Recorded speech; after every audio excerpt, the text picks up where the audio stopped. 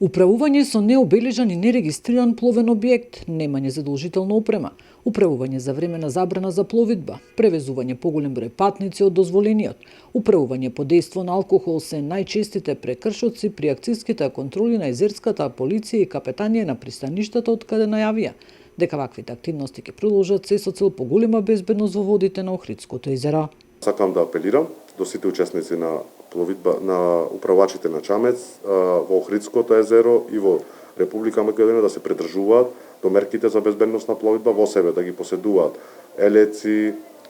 заштитената опрема, ПП апарати, да ги придржуваат мерките, да ги почитуваат одлуката за забрана за ноќна пловидба, да не консумираат алкохол, поради тоа што ќе продолжиме да ги алкотестираме и во целиот летен период.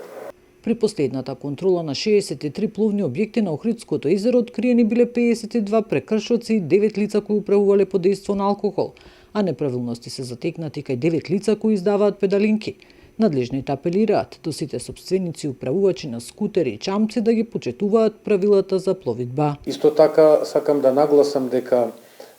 минатата контрола беше и насочена и кон сопствениците на педалинки, односно кон лица кои издаваат педалинки, при што кај 9 лица беа затекнати неправилности во однос на безбедносните мерки кои што треба да ги применуваат оние лица кои издаваат педалинки. Ние пред известно време неодамна, имавме една средба преку одсекот за превенција со овие лица, на што им беше укажано дека крајно внимателно и строго да се придржуваат до безбедносните мерки за издавање на педалинки, се со цел да се избегнат несакани последици на вода и се разбира на овој начин сите заеднички да придонесеме за зголемен степен на безбедност на вода.